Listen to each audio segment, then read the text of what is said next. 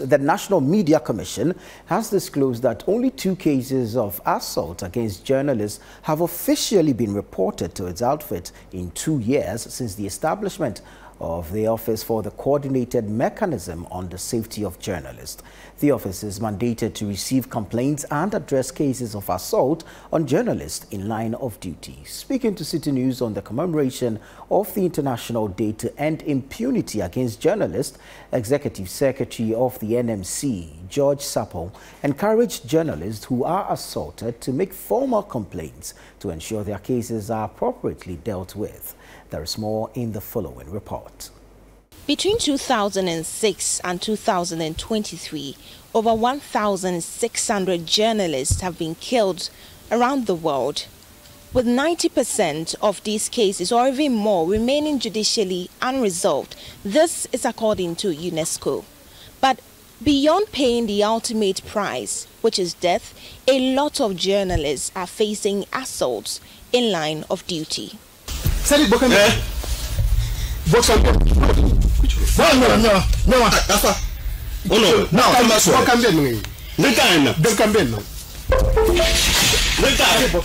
These are sounds from Dagbon FM barely 5 months ago, when a former Northern Regional Communications Officer of the National Democratic Congress, together with another man, intruded the radio station and physically assaulted the radio host, Abubakar Sadiq Garba, during a live broadcast. In January 2019, Ahmed Hussein Swale, an investigator with Tiger IPI, an international private investigative organization based in Accra, was gunned down by unidentified men. More than 4 years on, nobody has been arrested or convicted. The best the family of the slain journalist has received is multiple assurances. It remains a matter of great regret to me that the murder of Ahmed Swale has still not been resolved. But believe me, this is not for want of commitment on the part of the police. And I couldn't have made it any clearer that government has no interest in covering up whatever might be or whoever might be involved. Despite these assurances, crimes and brutalities against journalists continue. Muhib Sahid is in charge of the press freedom programs at the Media Foundation for West Africa. And for him, the crime continues because the state lacks the commitment to ensure journalists who are abused in line of duty, especially those pursuing accountability, get the justice they deserve. It is down to the lack of commitment by governments to make attacks on journalists a high-risk venture. After suffering a personal attack by a group of police officers in 2018, Lateef Idrisu, a journalist with Joy FM, a local station, has founded a non-governmental organization, Journalist Sanctuary International, to deal with assault on journalists. He tells Citi News media organizations themselves need to put in place better systems to protect their workers. All the newsrooms I've visited and know in Ghana, there are no protective gears for journalists who go on the front line to report on conflicts, on demonstration, on volatile stories. And I happen to suffer the consequence of the absence of these protective gears.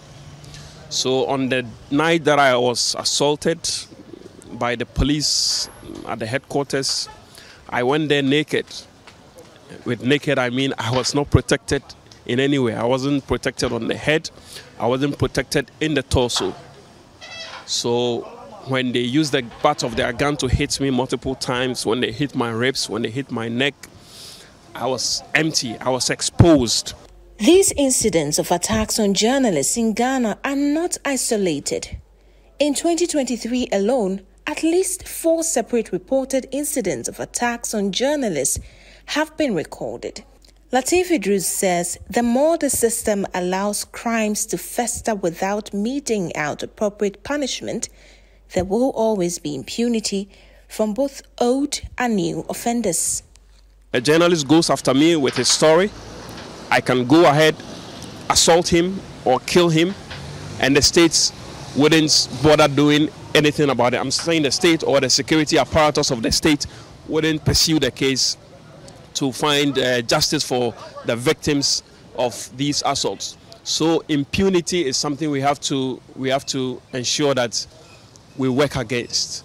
Established by an Act of Parliament, the National Media Commission exists primarily to ensure the freedom and independence of the media.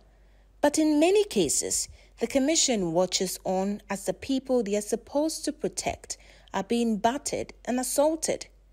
In May 2021, the Commission, in collaboration with the Ministry of Information, established a secretariat for the coordinated mechanism on the safety of journalists. After more than 2 years of its establishment, what are its success stories? The actual reports, we've only had 2. Yes, the case of Caleb Kuda and Zoe, that was reported by Citi, and then the recent case of UTV that was reported by Mr. Yaon Sako, Kwame Sedisapon, and then Nakusu Abame. So incidents happen, you hear sometimes in the media.